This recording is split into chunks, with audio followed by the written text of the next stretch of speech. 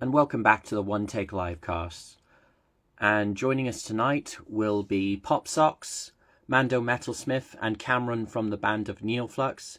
In this episode, we shall be talking about one of the most famous games in the world, Dungeons and Dragons. What we love about it, what got us into it, the feeling we get from it, what we all enjoy from it. So, I'll just invite them in now.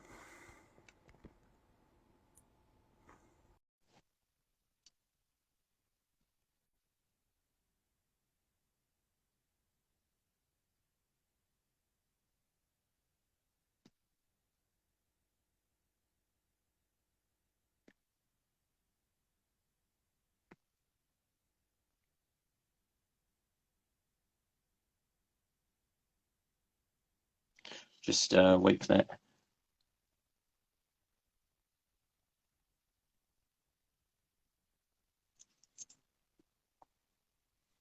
Mando Metalsmith joined, just waiting for him to accept. Oh, there we go. Yep. Cameron, if you're watching, can you press the plus button on here as well? Evening. Hi, Gordon. How you doing? Not too bad in yourself? Good, good. Just waiting for Cameron and Pop Socks to join as well. But how's the work been going? Yeah, busy. Yeah, we're getting ready for our first show of the year, so yeah, lots of frantic making and building and trying to think what other designs and sets we need. Oh, I've that's been really. building, yeah, I've been building some more table setups so that we can display more. Oh, that's excellent. That's excellent. And obviously a lot of dice necklaces as well, both kinds. Oh yes, yeah, yeah. So we've got the this one, which is the new one that I've done. Yeah. And then we're same with the D20 cages. I think I've now currently got in my box just over 300 dice ready for London. If you love D&D and you like bling, check out Mando Metalsmith. So whether you want a dice in a cage or if you want a metal dice on your neck and you want to give it a bit of initiative, check him out. hmm So yeah, just check request. So Cameron, if you're watching this, if you can't for some reason not let me invite you, but if you click on the plus sign at the bottom here while we're live, then you can get in. Same for you, Pop Socks as well. So while it's starting with us two, my first question is, and I'm sure I've asked you this before, but this is for the topic of this episode. What what did you get into Dungeons and Dragons? So I've always wanted to play all through school, but there was no one that wanted to or do it, or it wasn't quite the scene at the time, so we weren't fairly frowned upon. Um, and then I just kind of like forgot about it, and then started doing my dice because I just liked the look of the stuff. And I got invited to join a campaign online with some friends, and I've kind of then it's kind of barrel rolled and got really hooked. I say yeah, I've been playing for just over a year now. Oh, cool, cool. And you said you're a Goliath barbarian, correct, or a Goliath cleric, if I can remember. Goliath Barbarian. I've Goliath currently got barbarian. an elf wizard as well, but he's been sidelined while we're complete the first campaign. Oh, cool, cool. And your Goliath barbarian, obviously it's got rage, hasn't it? No, he hasn't yet. So I've been thinking about multi-classing as maybe as a barbarian. We're a paladin, so I haven't got Oh, rage. you have talked about this, yeah. So Yeah. please tell our viewers what you plan to do with it. Go on. So eventually, I plan to maybe multi-class in a few levels as barbarian, just so I can rage, and maybe go into a frenzied rage as well, hmm because that's always fun. But at the minute, I'm just tanking it as a paladin. My DM has lovingly given me some custom armor as well. So I've got the silver armor of Bahamut, which basically means no one can roll a crit on me. And it's yeah, I'm just an absolute tank at the minute, and we're only level 5. That's pretty cool. Viewers out there who are trying to understand or get into Dungeons and Dragons, you can go multi-class level once you've gone above level 5 or level 4. Is it level 5? I'm trying to. I think it is level 5. Level five, correct me if I'm wrong, but basically level five means you don't have to just be a single class. You can be if you choose, but if you want to basically be a monk bard or a warlock druid or a paladin cleric or like I said, a barbarian cleric or a rogue ranger, you are allowed to do that. Just always keep an eye on your equipment and your limits though as well. But a paladin barbarian is pretty good because paladins have the trying to remember. See, it's trying to remember everything as well.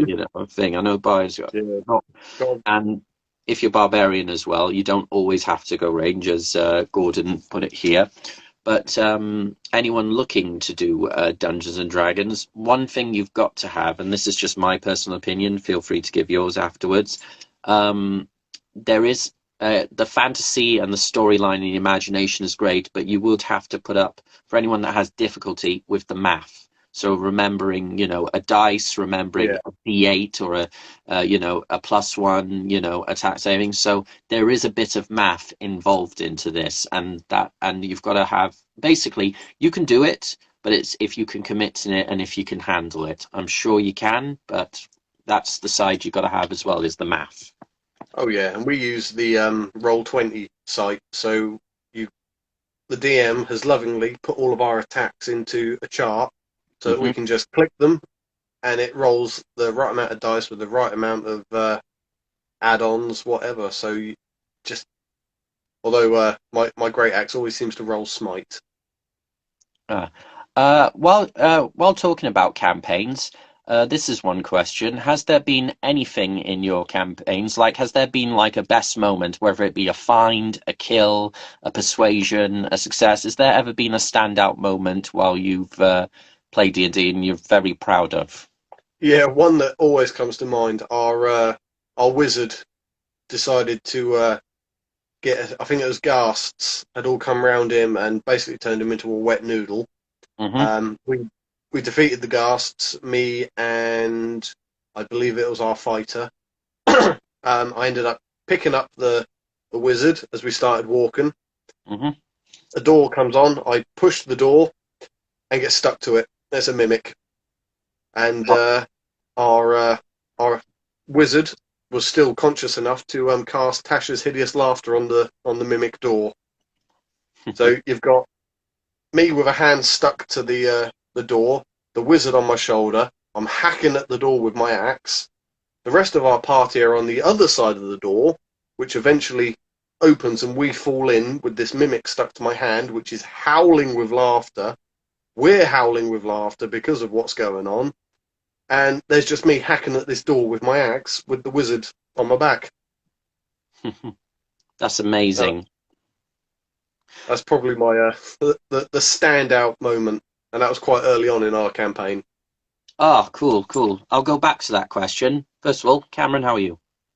Hello. I'm all right. I am having so many tech issues as always.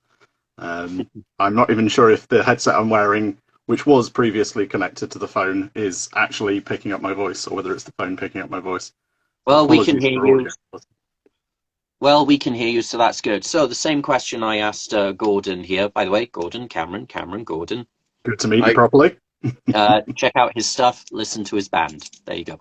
Uh, Cool. Cameron, my question as I asked Gordon, what got you into Dungeons and Dragons? Christ, what a question.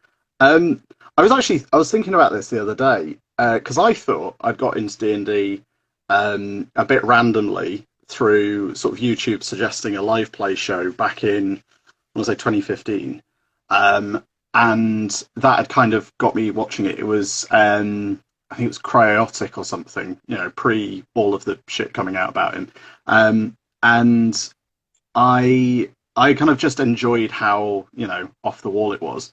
Um, and then probably a few weeks ago, maybe a couple of months ago, I was clearing out some. I go through my Facebook page every so often, just like clearing out all the detritus because I don't like having loads of old stuff that people can use against me.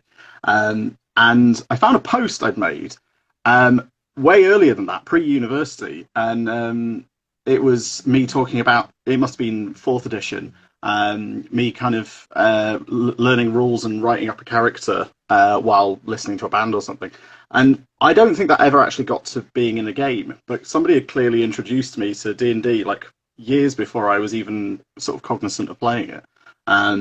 So yeah, but properly getting into it, it was my birthday, 2016, and friends were like, "What do you want to do? What do you want to do?" I was like, "I don't like doing anything." But if you guys are up for it, I'd quite like to run this game that I've been reading a lot about and have been seeing a little bit of play of. If you guys are down, and everybody was like, "Yeah, sure, as long as we can drink," which you can. Yeah, and so I DM'd my first game of D&D 5th edition for a group of 9 people in various states of sobriety, and yeah, it was certainly an experience, but it didn't put off enough people that I could then turn that into a regular sort of weekly thing with, I think at the time, probably about 5 people. And yeah, since then it's just got more and more. And what character do you currently play as for campaigns? So I'm in a variety of campaigns. I'm DMing 2 kind of on-off ones. I'm a player in 2, but one of them is kind of I'm drop in, drop out as availability comes. And for that one, I'm playing a Twilight Domain cleric. He's called Artie. He is basically your archetypal sort of Cali surfer dude. A bit of a pirate in his history, but he's found God, and he's real chill about it. And it's actually quite a fun character to play because there's no pressure to have any real personality. I'm just like the party mediator for the most part. Michelangelo. Yeah, kinda. I did do an accent for it for a while, and then I was like, I'm not playing this character often enough to practice the accent to keep it up with any kind of believability. Can you hear it? No. Okay. And then I'm also playing in a group on Sundays that's a lot more regular. It's people from my old uni band and people they've met on sort of gigs and stuff they've done since then. And that's a lot more regular. I'm playing a divination wizard called Carrion. He's a tiefling. And he's basically a private investigator first, and the wizard bit is kind of just to facilitate the private investigation. So being a divination wizard, you can kind of see how you might, get from, I'm finding out the future before it happens, to I can make some money from this, solving crimes before or as they happen. Again, I've got an accent for him. I just kind of fell into a bit of a Northern Irish brogue, which I'm not going to do for similar reasons. I'm not very good at accents. That's fine. But that one's a lot more consistent. Yeah, and he's been a lot of fun because he's chaotic neutral. And I don't believe in alignment as being like prescriptive, but it's very descriptive of what he is as a person. He's very self-interested. It's very much kind of about the attainment of power as a person. And he's not exactly bothered about how he goes about getting that power, just that it gives him the competitive edge in the private investigation business. But he's a character who's ended up on sort of world-saving quests, which feels very out of his depth, even as the most objectively powerful person in the party. So yes, those are my 2 at the moment. That's really fun, and especially tieflings. I think they're one of interesting. That's the one thing I love about D&D these days, the diversity. It's not just human, elf, and dwarf. The cliche, the typical cliche ones you see in a fantasy setting. You have these obviously you've got the darker elves, which are the Drow. You've got obviously the Goliaths. You've got tieflings, Tabaxi. Oh man, there is just Half-Orcs, Dragonborn. Oh yeah, Aarakocra. Owlings. There's so many at this point. It's halflings, gnomes. It's amazing. They've just introduced a hippo one as well, haven't they? Is it the gifts? Oh, yeah, the GIF. I love those. I love that they are basically like expansionist colonial era space hippos. Yeah. As though my first thought when I saw them was Napoleonic, kind of like. Yes, yeah. That it's amazing that there's so many races now, and in the realm of D&D, like, there are some sort of setbacks with D&D as well. When it comes, at least with sort of campaign, you've got variety guys. But from one of the D&D factions, like the Dragonlance, for example, it's fun. The world of Kryn is great and everything. But the only thing that kind of sucks about when you're doing a campaign is that you can only be elf, dwarf, human, or kender. Oh, right. I've never actually played in a Dragonlance or run Dragonlance, so Yeah. I didn't realize it was so restricted. It depends on it depends on the DM and the certain rules, but apparently, reading up on that as well, it's or you can play as, but I'm sure it's widely exaggerated, but that's what I've read about so far. Correct me if I'm wrong. But there are so many realms in D&D worlds. Obviously, you've got the Neverwinters, the Ravenlofts, the Dragonlance, the Forgotten Realms, and of course, the stuff that video games were pretty big on, the Baldur's Gate. Mm. Mhm. Which I mean, was you've got all of those, and then of course you've got DMs creating their own, Yeah. and we all foolishly bite off way more than we can chew. Yeah, and DMs, they come in no many sorts of varieties. Like I've like played with several different DMs now, and they're all each different to its thing. Yeah, obviously you've got your edgy ones, you got your very helpful ones, and you got the ones that are also immersed, but like like really immersed. It hurts their vocal cords afterwards. Which I like to ask you, as a dungeon master yourself, you're being yourself, but you're also being all these several characters. And what do you want to put in as a dungeon master, and what mark would you like to leave when playing with people you currently do or new to? Jordan, do you want to take this one? Well, I don't actually DM. I just Oh, do you not? I only play. This was All all right. yours. Oh, okay. Sorry, remind me what the question was. I What was do you too like lost to in your leave? eyes. Oh, it's well, I've just created a bard, so it's the bard charm. It's unavoidable. Unavoidable. Sorry, what was the question? As a DM, what sort of mark would you like to leave? Obviously, all DMs come up with different types and different personalities, but as a dungeon master yourself, in your personal thoughts and opinion, what do you like to bring to the table, but also, leave a mark on for your players? I'm not the best strategist. I'm not, certainly not the best actor.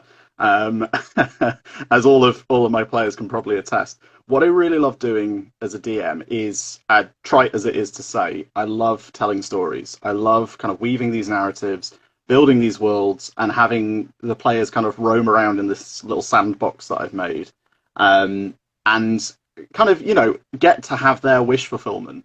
But at the end of a campaign or even a sort of smaller adventure, like I get to look back and say, together we made this story. We built this thing, and I really enjoy that. There's something to be said for storytelling as a fundamental human trait, and the freedom.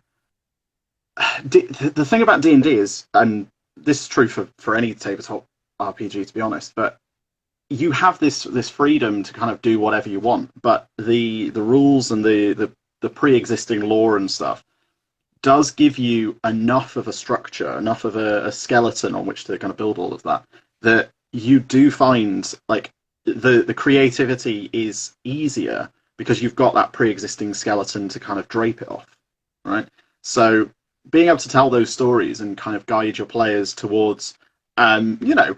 I try not to be a railroader when it comes to the actual events, but guiding them to make those epic choices to kind of be so invested in their characters and each other's characters by the world that I've plonked them in, that they really want to make the epic tale kind of come out of what they're doing.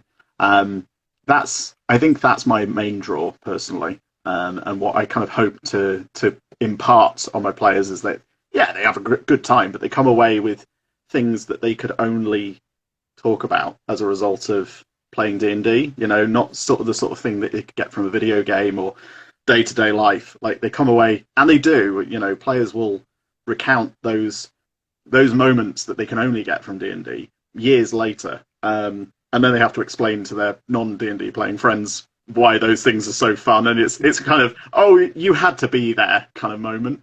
But yeah, no, I think that's it. I get That's that beautiful. when I'm explaining to my colleagues what I've been doing in my campaign, and they just look at you. It's like, what the fuck are you on about? Yeah, Oh man, I've been yeah. doing a few. I'm just changing campaigns at the moment. I did one previously, and that's done with, for now. And so far, I've just been doing more one shots at the Mm. moment. Mhm. I am I'm sort of in between campaigns, but I've been enjoying the one shots Mm. just as good, and especially the last one which I did. Was personally good. So all it was character assigned one shot, but nevertheless it was pretty good. And there was this moment which stood out for me. So got to get across this like sort of cavern or chasm, I don't know, sort of like bottomless pit inside Mm. a, a dungeon and a dungeon crypt, and we're trying to find ways to. So all of us are looking for equipment. I was a barbarian for this one, and we're just trying to find a way across. How to get. So it's like, oh, what if we use a javelin and a rope? So we're all talking to ourselves. And my wife, who was playing with me this campaign, she was a halfling wizard. All she did, throw a magical dart, and a bridge just poofed out. So all that time we're doing it, and it's like, oh, Yeah. so I mean, there's a strong possibility that the DM is thinking, I need to kill time. I haven't got anything prepared beyond this room. I need to kill as much time as possible. So they just put a hole in the ground or a seemingly locked door in front of you, and then they'll decide when you've solved the puzzle by how much time has elapsed. I will, I won't lie, that is a trick I've used a few times, and it never fails. hmm. And my next question, which is for both of you, miniatures. Are you paint? Stupid question, but do you paint your miniatures? I haven't got any yet. I'm just a Hero Forge builder and screenshotter, but I'm gonna be buying one soon because I'm supposed to be doing a 24-hour campaign, and Mhm. I've got a Tiefling Druid which I've built, which I'm hoping to get made and actually properly done. But I'm not a miniature painter. I used to have Warhammer, and I've got some badly painted Rohirrim floating around, but that's about the brunt of mine. I'm the same. I used to years ago do Warhammer and started with the Lord of the Rings strategy game, and I also had some badly painted Rohirrim. And I largely gave that up because it's such an expensive hobby, and there weren't too many people collecting the Lord of the Rings, so it was kind of like I'm only collecting this to play it as to paint and show off, and I wasn't a good enough painter to show off. So, I'm collecting this and painting them, and that's it. And then once I got into D&D, I went through a variety of different like character art options because there's so many different websites for kind of like pre-existing assets that you can combine to create character art. And I found one called Hero Machine, which isn't great, but it is free. And that was kind of 2D, almost cartoon, superhero style art. Um, but eventually, somebody found Hero Forge. In fact, they might possibly have been sponsored on something, and I was like, actually, this is really good. This is really cool. Made up the first party that I was running for. Made up all of them in Hero Forge, got them printed, sent them to me, and I painted them up. It was the first painting I'd done in, at that point, probably about 5 or 6 years, and it was not good. But especially trying to create the Hawaiian shirt kind of facsimile for the fighter barbarian multiclass, who was a hell of a character for having only 4 intelligence. He's barely above non-speaking. But yeah, since then I've kind of it's been a thing sort of every campaign that I've been in with one particular group.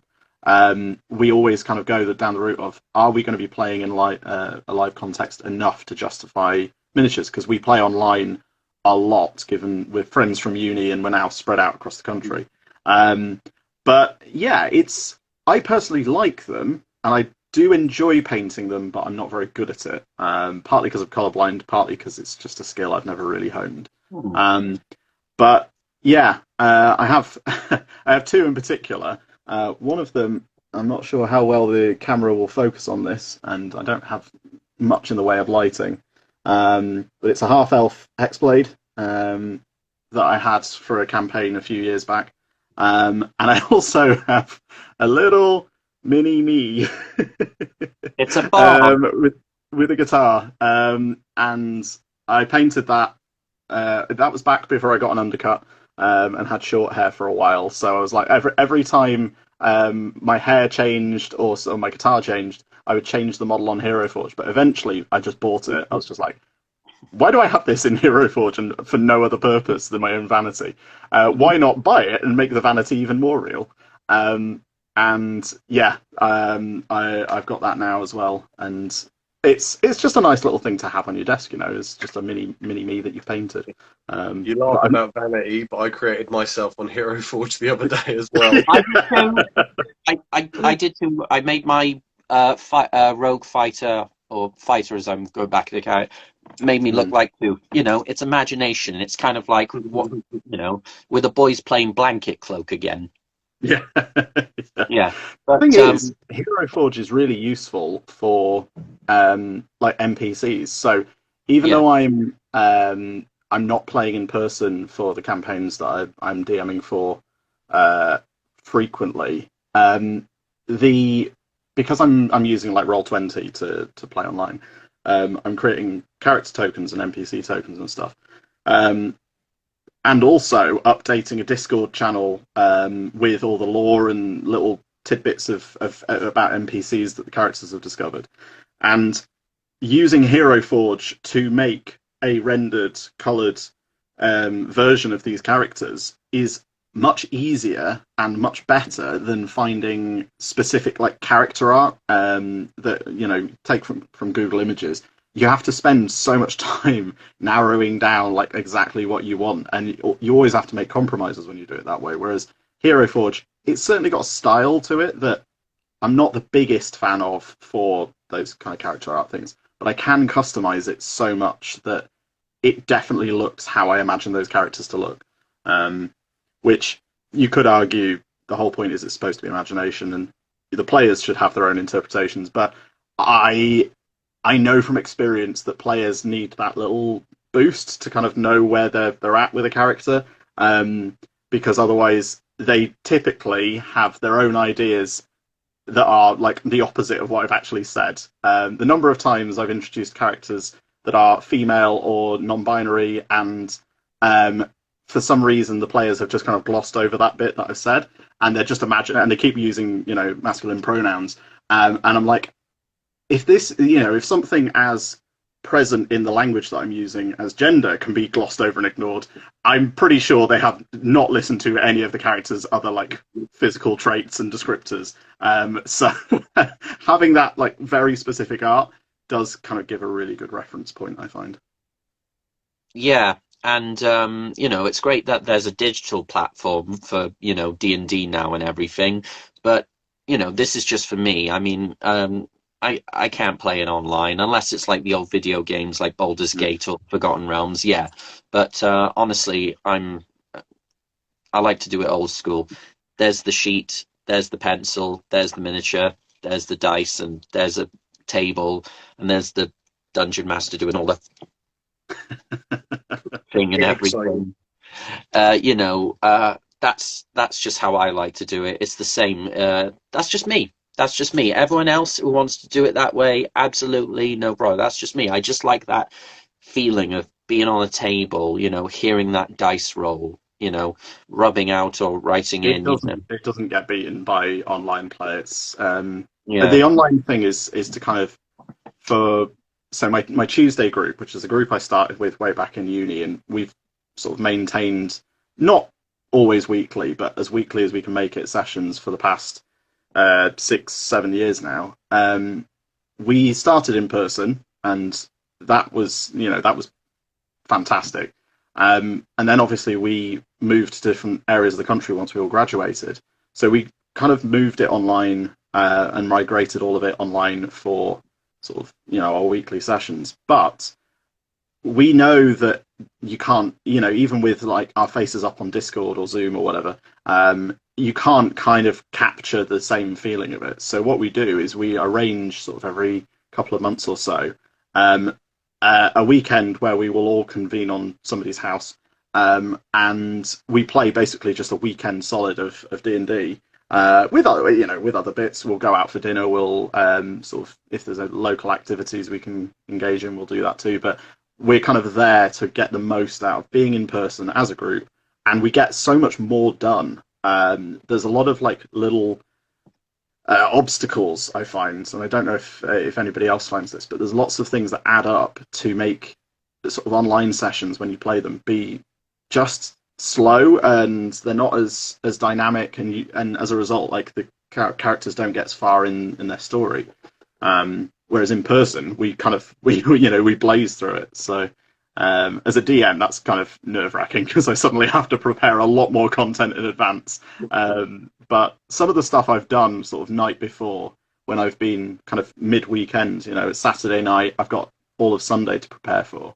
Having kind of like that burst of inspiration, I'm like, right, I've got a 5-room dungeon, and it's going to be a quest given by a dragon, because that dragon, they want really to be their patron, because man, these guys are not going to survive in the Underdark without a patron. So I suddenly kind of piece everything together, and that's honestly been some of the most memorable bits, at least by what my group has said.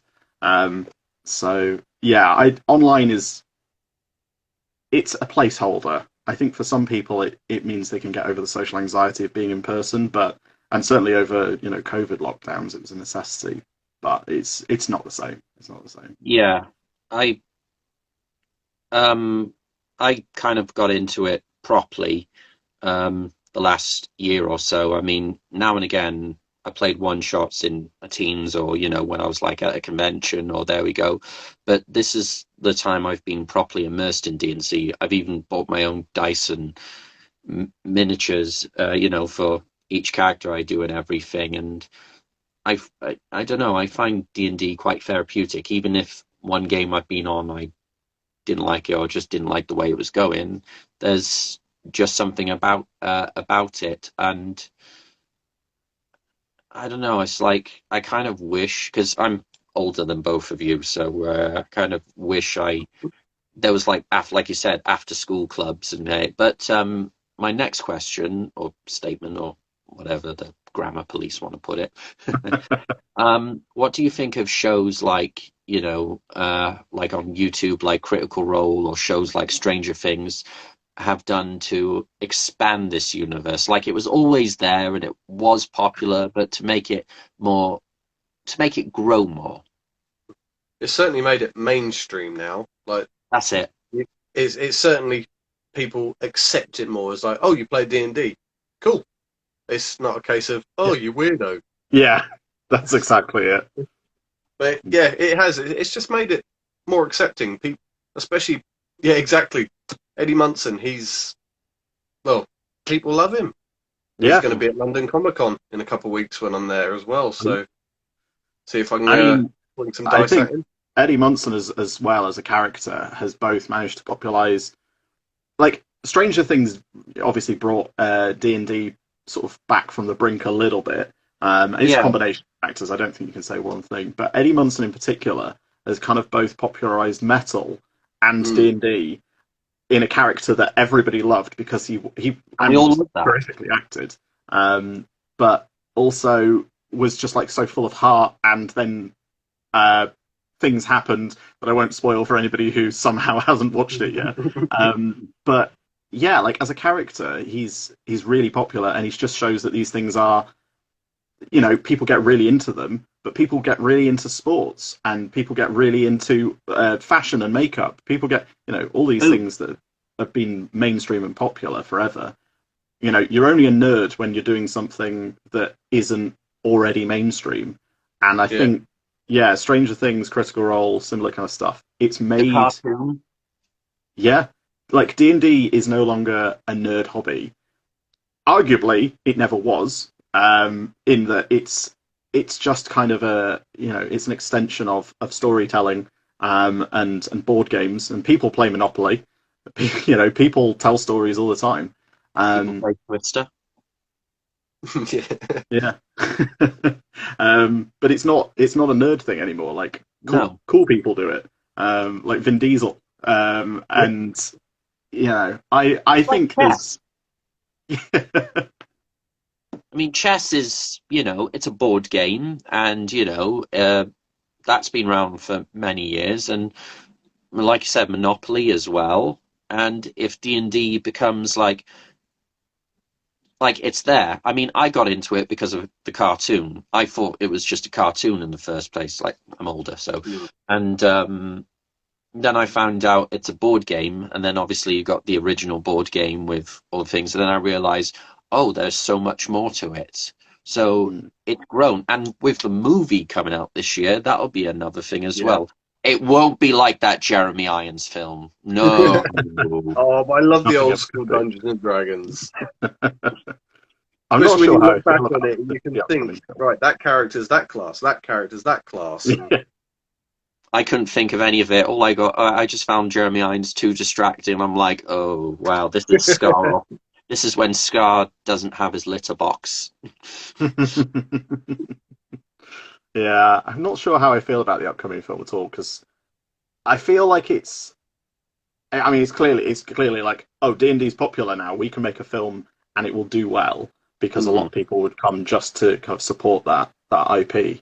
And Chris Pine can do no wrong as far as I'm concerned. But I don't know. As far as like every time I see a trailer for it, and especially how hard like the Wizards of the Coast, Hasbro, and the D&D brand are all kind of pushing this film, as you'd expect, but I don't know. It feels forced. The humor doesn't kind of click with me. Like there's this feeling that there's going to be a lot of like lip service and kind of superficial stuff, but I think the core sort of premise of D&D is that it shouldn't. It's not really stories told by other people. It's stories told by you and your friends. And I know that there are loads of Dragonlance books. There are so many different properties set in the Forgotten Realms, like the Baldur's Gate. Yeah, I had Baldur's Gate 2 actually years and years ago. The PC kind of like multi-disc collection and all the booklets and things. Never played it. It was too daunting a task to kind of install and play the game, so I never actually played it. And didn't know it was D&D until much later, because it wasn't D&D branded on, like, as far as I can remember at least, on any of the boxes. It was Forgotten Realms branded, because that was the kind of IP, that was the world and things. So yeah, it was, which is interesting. But yeah, like there are lots of things set in those worlds, and there is pre-established lore and things. But I think the heart of what makes D&D so appealing is what you can do yourselves, and what other people have done is fun, but it's not different to other fantasy in that capacity. If that makes sense. Yeah, you can do what you like within obviously the regions of your dice rolls. So anyway, I'm still going to watch the film probably. Yeah, I'm going to see it just and then see a thing afterwards. My thought is, I don't know if it's going to feel forced or if it's going to be bad, but one thing I think it's because we've had all these films based off a toy franchise, based off a comic book franchise, based off a thing. So I think this is like the next approach to them. I know video game films haven't done the best, and I know some superhero films haven't done the best. The same with horror films and certain fantasy films. But if this film can reach a peak to whatever audience wants in its perspective, then great. If it's just going to be another fantasy flop, like so many great fantasy flops from the 80s, but still good, Go for it. One thing I just know about this film, it is not just written by a bunch of people who think they know what they're doing. The writers and the directors of the film actually do play, so hopefully that's a good creative input for that. Mm. But that being said, don't know. Like this could, Yeah. it's all down to perspective, but it's nice that we're sort of getting something like that, even though D&D has gained a crown because of, the board game, TV shows, video games, and, props to all the creators of that game and to Gary Gygax for, doing this. And, the next thing I wanted to talk about as well, creatures. There are so many creatures. Like, for instance, if we could talk about favorite personal creatures in the game, what's yours, Gordon? I still think my favourite is going to be the Mimic. It's just got so much diversity, and after that one encounter with that Mimic, my boy is always asking to see pictures of mimics in different things, and I show him some artwork from the Mimic Museum, and he thought that was brilliant. Our wizard, he has just, I wouldn't say tamed as such, but we have a baby Mimic that's a spork at the minute. So we're doing Curse of Strahd, and there was a whirlwind of silverware that turned out all to be mimics, and I managed to use, as a paladin, I used command, and I just said stop, and all these mimics just froze in the air, and the wizard goes, "Is there a spork?" And the DM was just like, "Do you know what? Yes, there is a spork." In amongst this fine silverware. And I grab this silverware spork, and I take hold of it. We kill the rest of them, and I hand this spork mimic to the wizard. And you just see all this really fun artwork of mimics that are pretending. Yeah. You've got the chest. I love the chest. The adventurer walks in, sees the chest, but there's a woman chained up against the wall, and the woman goes, "No, that's a mimic. Come and save me, and we shall escape." And then the woman turns out to be a mimic, and they just get eaten as well. That's the thing about mimics. They're not just the perfect trap, because they're the perfect counter to people like cottoning on that they're the perfect trap. The fact that anything can be a mimic is terrifying the first time the party realizes that. I haven't dared to do it myself, but I've known DMs who use sort of baby mimics and disguise them as coins.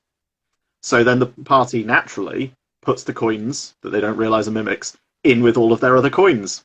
And then they open it up to pay for something and realize there's only a single silver piece left because it's eaten everything else. And that's the kind of DMing that I think is a little bit adversarial. But you only make that mistake once, and then you very much are careful the rest of the time. I've never actually run mimics, though. What's your favorite? Mine, I've kind of got two answers, because I love it's a bit of a cliche to say. I love dragons. Dragons are so interesting. They're diverse in their personalities and this the sheer. They're just so fucking cool as well. Like, yes. Dragons are cool. I feel bad now. I don't have any tattoos. Yeah, Tiamat, Baphomet. I mean, I love dragons because they are cool and like powerful and shit, but also because they don't have to be enemies. They don't have to be, Ooh. Spyro. Yeah, I mean, Spyro is. I saw somebody build up Spyro as an NPC once, and I was like, actually, I kind of want to introduce this, but not say the name, and see if the players pick up on it. Like, you put those. Yeah. But yeah, I particularly like the weird offshoot dragons. So I mentioned earlier, my party have a patron dragon. And he's called Dephidrian. He's actually a deep dragon, an ancient deep dragon. So his breath attack is a cloud of spores. He's all about sort of collecting information, and but I also kind of decided that as much as he's the Deep Dragons in they're not actually in the Monster Manual. They're in Fizban's Treasury of Dragons for 5th edition, but they are supposed to be, I think, evil aligned. I'm not really sure. But I was kind of like, I don't really give a toss about alignment anyway, and I thought it would make sense that a dragon that is kind of confined to the Underdark because they have the same sunlight sensitivity that the Drow, the Duergar, etc. all have. Would want to have agents that can go freely above and below ground. It would make sense that they would have access to secrets that this dragon would never normally have access to, and so acting as a patron for these small, tiny individuals that have such potential. I mean, and that's the sort of thing you can only really run, I think, with dragons because they have this intense impulse to hoard something.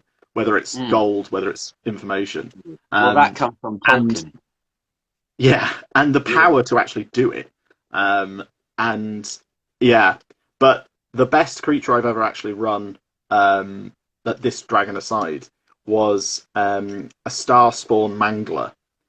And Starspawn are, for those who are unfamiliar, they're basically they're eldritch abominations. From the dark between the stars, and they are horrifying. They are also individually, certainly if you kind of level appropriate kind of monsters, they are terrifyingly effective in combat. And possibly the favorite, one of my favorite sessions to run was a wizard had basically sort of peered too deep into the cosmic abyss, and he'd seen something that had seen him back, and had sent one of its emissaries to basically take over this wizard's mind and open up a channel between the two realms. And the party were going to this wizard for help for other reasons, and kind of came across this tower that was dark, just pitch black everywhere. Now, of course, most people have dark vision, but most people also don't realize that dark vision is not just like a torch that illuminates everything. It makes pure darkness into dim light. And a Starspawn Mangler can functionally hide in dim light or darkness. And that encounter, it only claimed the life of one of the players, but rather than kill it, it was one of the few times they've all gone, oh shit, we can't win this. Or we could win this, but we're probably going to lose more people than it's worth. Let's get out of here. Let's all get out of this encounter, this dark tower. Not a terribly big tower at that. But yeah, it was so much fun just kind of playing basically a horror film with one singular creature that was just picking people off and sort of damaging them and then disappearing back into the shadows. I think Starspawn are a very cool idea that doesn't see enough kind of love. They're very underrated in the community as a whole. I think because they're only available, I want to say in Volo's Guide to Monsters, possibly, or maybe Mordenkainen's Tome of Foes. Either way, they're not very commonly known. They don't see much airtime on Critical Role and shit like that. So, yeah. Do you think we'll see more of them in Spelljammer, though?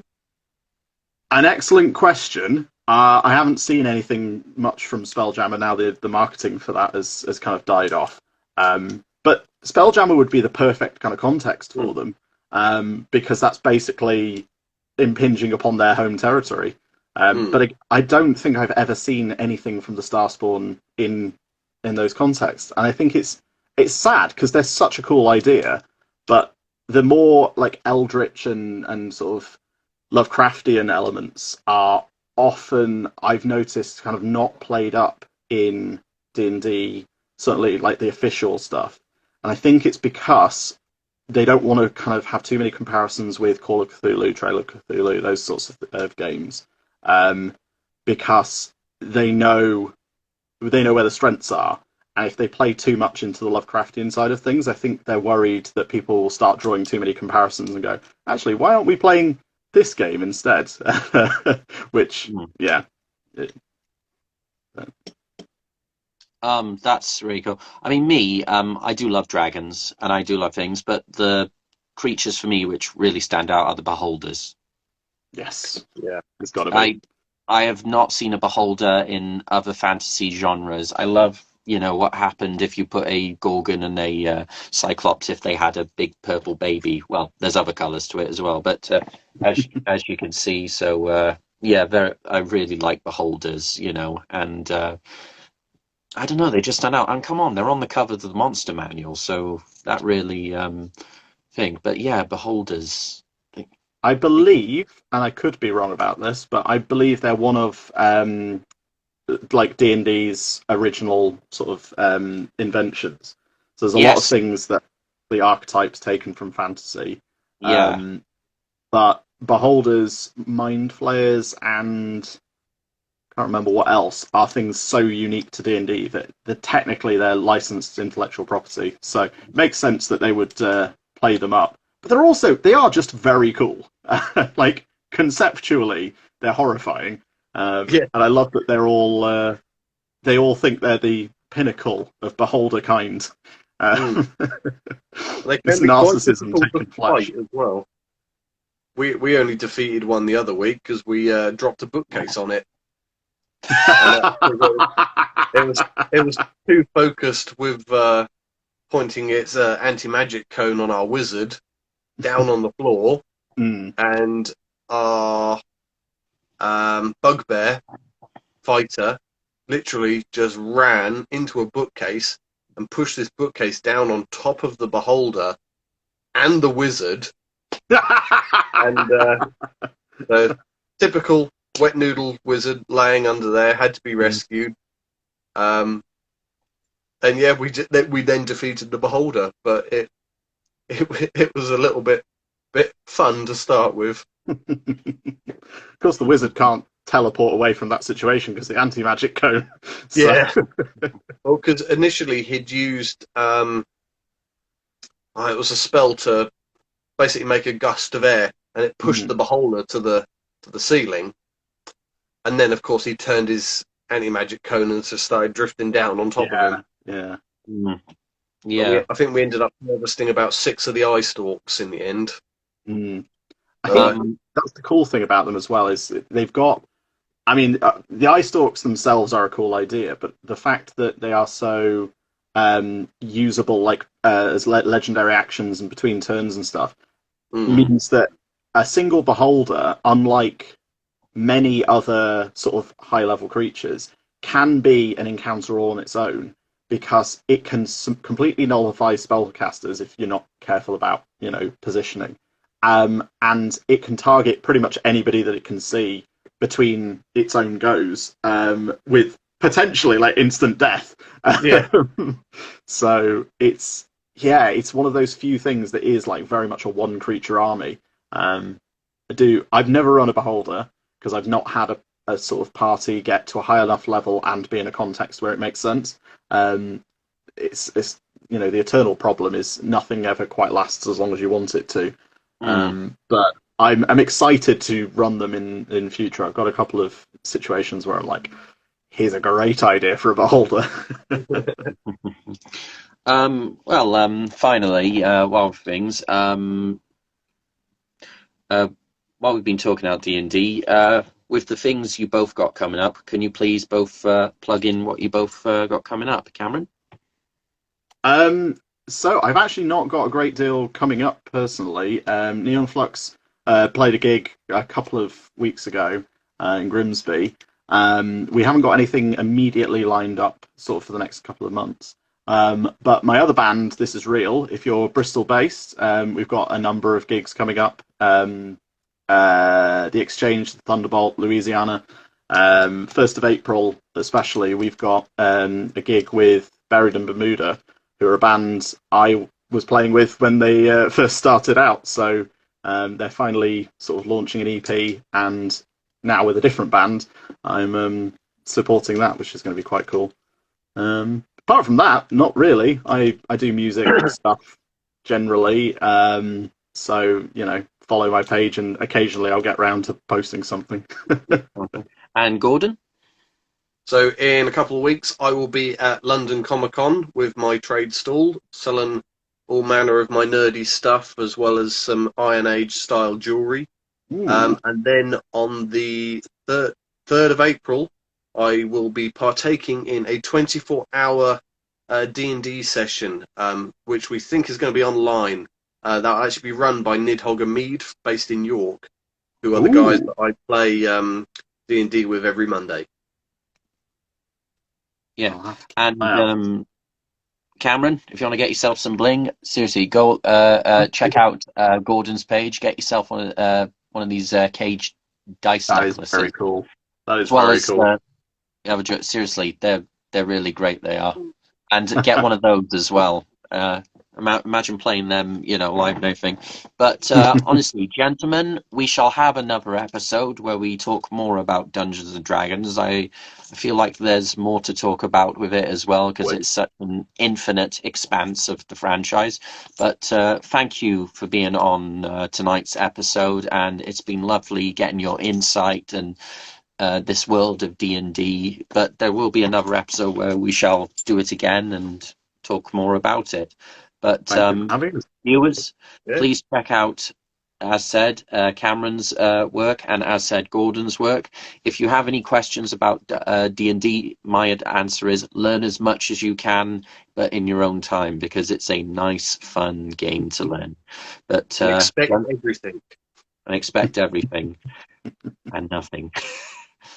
Anyway, thank you both, and Perfect. I'll catch you both soon. Yeah, I'll see you in May. Yes, you shall. See you later. See you later. Bye.